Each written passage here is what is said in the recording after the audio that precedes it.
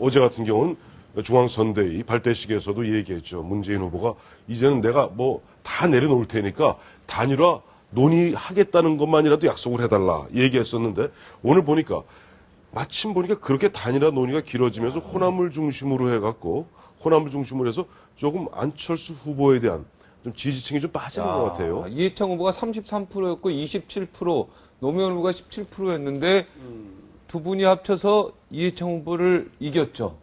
2% 차인가, 그죠? 2.3% 차이. 2.3%. 야, 지금 그 얘기를 잠깐 10년 전. 근데 꼴찌인 노무현 후보가 단일화 후보에서 이겼단 말이에요. 그렇죠. 10년 전과 비교해 보면 이 10년 전엔 11월 27일, 28일이 이제 후보 등록일이었었습니다. 지금 올해보다 이틀 늦었는데요.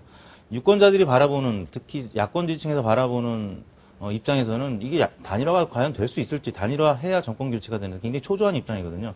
왜 단일화 안 하지? 그래서 안철수 후보에 대한 어떤 피로감이 좀 누적이 됐었고, 지지율이 최근 들어서 많이 특히 호남 지역에서 문재인 후보한테 역전이 됐다는, 혹은 뭐 박빙으로 붙었다는 그런 기사가 나오기 시작을 했었죠. 그래서 안 후보 입장에서는 더 이상 늦추기는 어려웠던 것 같고요. 내일 만약에 두 분이 이 야권 단일화 선언적 의미의 이제 협상을 개시한다면 10년 전하고 똑같이 19일 전에 야권 단일화 이 후보 등록 19일 전에 협상을 시작하는 겁니다. 그래서 야권 지지층으로서는 좀 안도할 수 있는 그런 타이밍이었죠. 그래서 타이밍 정치로서는 이번에도 그 어당팔의 그 수를 보여준 것 같고요.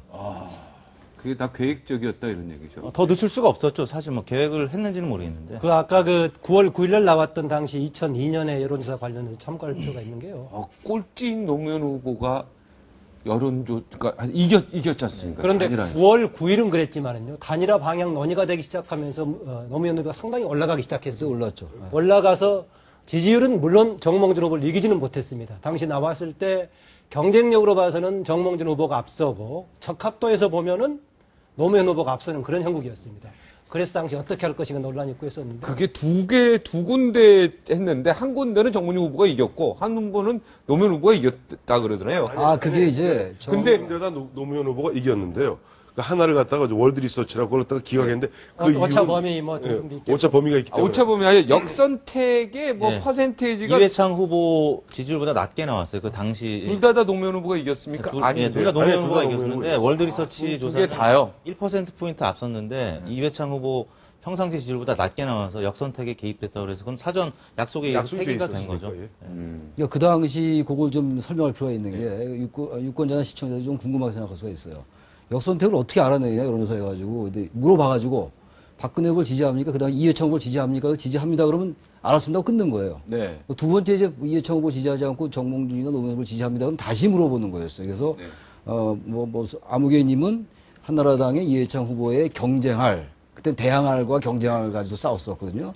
경쟁할 후보가 누가 적합하다고 생각하십니까? 이렇게 물어봤던 겁니다. 그래서 누구를 그 지지하십니까? 누구 지지하십니까? 이렇게 물어봤던 거거든요. 근데 이번에 이제 그 문장을 가지고 또 상당히 이제 감론을박이 있을 겁니다. 경쟁할이냐, 대항할이냐. 근데 그 당시 아까 말씀하신 것처럼 경쟁력은 정문준 후보가 높았고 대항 적합도는 노무현 후보가 높았어요. 그래서 노무현 후보 측이 반발했던 거죠. 그래서 그때 상당히 삐걱삐걱하고 그랬던 일이 있습니다. 그래서 그 만만치 않습니다. 여론조사 자, 이런 거. 여기서 오엑산막 후보 단일화 안철수에게 유리하다. 옵니다. X는 그러니까 문재인 후보에게 유리하다는 얘기. 다시 이게 다 헷갈려. 안철수 후보에게 유리하다가 O. 네. 그리고 이제 문재인 후보에게 유리하다는 X. 예. 예. 안철수 후보가 유리하단 지금 말은 여론조사 될 가능성이 있다 그 말입니까? 그렇죠. 단일화 후보에서 유리하다. 단일화에 그렇죠. 안철수가 유리하다. 단일화. 아. 안철수 쪽으로 단일화될 확률이 높다. 자, 하나, 둘, 셋. 이거 하나, 둘, 셋 하시라니까. 하나, 둘, 셋. 진짜 매번 그 세모에. 저는 지난번에도 이 X를 들었기 때문에. 안철수 후보가 유리합니까? 제가 우리 교수. 안철수 후보가 유리하다는 원장님은 왜 안 드십니까? 안철수 후보가 유리하다. 3대 1입니다. 안철수 후보가 안철수 후보가 유리한 이유가 있어요. 네. 먼저 얘기하세요. 네, 안철수 후보가 유리하다는 게 지금 내일 당장 두 분이 만나서 단일화에 대한 모양새를 가지고 스타트를 하지 않습니까? 안철수 후보는 지금 양수 겸장을 두고 있는 겁니다. 여전히. 네. 하나는 후보 단일화, 또 하나는 정치 쇄신. 정치 쇄신의 가치를 더 놓는다면은 그건 뭐 마지막 후보 단일화가 깨어졌을 경우 독자 행보까지를 갖다 염두에 둘 수 있는 때문에 지금 안철수 후보 같은 경우는 두 가지, 세 가지 수를 갖다 동시에 놓고 있는. 그러니까 아무래도 후보 단일화 논의 과정에서 보다 더 좀 탄력적으로 문재인 후보를 밀어붙일 수 있기 때문에 저는 안철수 후보가 후보 단일화 협상 과정에서 유리하다고 본 겁니다. 우리 반대하신 분부터 얘기 좀 한번 들을까요? 문재인 이- 후보가 유리하다는 거죠. 예. 예, 지금 뭐 10년 전 그래프하고는 지금 그래프가 좀 차이는 있습니다. 그 박근혜 후보 같은 경우 이해창 후보보다 훨씬 지지율이 높은 상황이고요. 또 문재인 후보 같은 경우 노무현 후보보다는 좀 상황이 굉장히 뭐 상대적으로 좋은 상황이고요. 안철수 후보는 여전히 고공행진을 하고 있습니다만 당시 정몽준 후보의 이 하락세는 사실 좀 컸었죠, 생각보다. 네. 근데 안철수 후보도 역시 지금 정체 내지 소폭 하락 상태입니다. 그래서 어떤 조사에서는 문재인 후보가 다자구도에서 앞서는 양상을 나타내기도 하고요. 지금 사실 야권 단일화 그 문항은 적합도로 하냐 지지도로 하느냐에 따라서 좀 다른 양상을 보이고 있고 정말 중요한 그 문항은 다자구도 문항이에요. 그러니까 박근혜 후보를 지지하는 사람들은 박근혜 후보를 지지한다고 응답을 하기 때문에 나머지 군소 후보들은 거의 지지율이 안 나오고 있고요. 그래서 안철수냐 문재인이냐 이 구도에서는 지금 거의 박빙으로 붙었어요. 네. 그래서 제가 볼 땐 추격하는 입장에서 여러 가지 그 뭐 여론조사든 시기든 다 과거 10년 전에 노무현 대통령의 워딩을 보는 듯한데 아무튼 그런 상황에서 추격하는 입장에서 문재인 후보가 조금 더 지지율을 얻기는 좀 네. 쉬울 것 같다는 생각을 하고 있습니다. 제가 망설이다가 나중에 이제 뭐 너무 망설이셨어요. 왜 이렇게 망설이셨어요? 어제 만약에 질문하셨다면 답은 어제까지는 문재인 이제 후보. 저도 그랬어요. 어제까지는 문재인. 네. 그 얘기는 아까 지금 얘기한 이택수 대표가 한 얘기가 똑같습니다.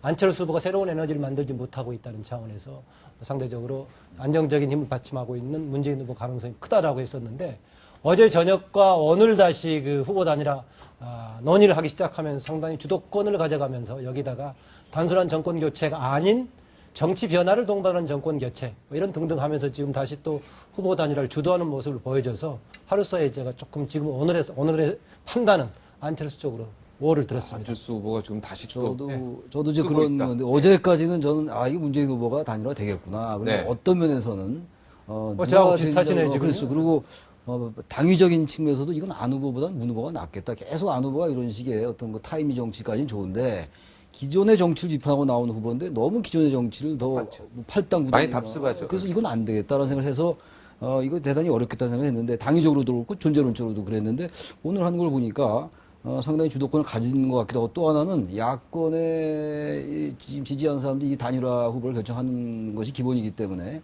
표의 확장성이라든지 정치 쇄신에 대한 이런 아이콘 역시 안 후보가 가지고 있는 것 같아요, 주도권을. 네. 그래서 안 후보가 유리하지 않느냐라고 저는 판단을 한 겁니다. 네. 여론조사의 경우에 질문 유형에 따라요.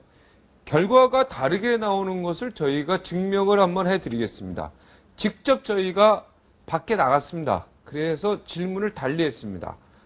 한번 들어보시겠습니다. 문재인 후보 쪽이 낫지 않을까라는 생각을 해요. 특히 안철수 후보 쪽이 좀 더 대중적이지 않나 해서 안철수 후보가 좀 더 표를 많이 얻을 수 있지 않을까. 안철수 후보를 좀 지지하고 싶습니다. 단일화 후보 누구를 지지하니까 안철수 후보가 우세할 거라고 승리할 가능성도 안철수. 문재인 후보님이 적합하냐 낫지 그랬더니 않을까. 문재인 후보는. 야. 이처럼 같은 유권자라도 질문에 따라 답변 결과는 달랐습니다. 이게 증명이 됐네요. 그죠? 뭐 어떤 질문을 하느냐. 야, 이거 가지고 양쪽 그 팀에서 아주 그냥 너무 세게 붙을 것 같은데요. 제 3의 질문을 해야 될 것 같아요. 그죠? 그래서 질문 방식을 조합해가지고 이 팀에서는 아마 사전에 어느 방식으로 했을 때 우리한테 유리할 것인가를 볼 겁니다. 지난번에 정몽준 후보와 노무현 후보 간에 후보 단일할 때도 정몽준 후보 쪽은 모르겠지만 노무현 후보 진영은 몇 가지를 가지고 어떻게 했을 때 노무현 후보에게 많이 나오는가를 테스트했던 걸로 제가 알고 있습니다. 네. 우리 전문가시니까 여론조사. 지금 대체로 그 경쟁력, 그다음에 지지도 이 두 가지 워딩이 들어가면 안철수 후보가 유리하고요. 네. 적합도는 문 후보. 아까 머리 짧으신 남자분이 말씀하신 그대로 나오고 네. 있습니다. 통계적으로 이제 집계를 해보면. 그래서 결국 양쪽에서 원하는 워딩 하나씩은 들어가야 되기 때문에 아까 그 최 교수님 말씀하신 대로 경쟁할 후보, 야권 단일화 후보로 누가 더 적합한지, 그러니까 적합도 하고 경쟁할, 뭐 이게 조합될 가능성이 굉장히 큽니다. 근데 제가 이제 문제라고 생각하는 거는 제가 여론조사기관 대표이긴 하지만 여론조사로 이번에도 또 결정을 하게 된다면 이미 유권자들이 대략 언제쯤 여론조사 하겠구나. 그럼 박근혜 후보 지지층도 지금 본인들이 지지하는 박근혜 후보라고 응답을 하면 역선택을 될 걸 알기 때문에 거짓 응답할 가능성이 있어요. 네. 그러면 그 결과에 따라서 야권 단일 후보가 결정된다는 건 사실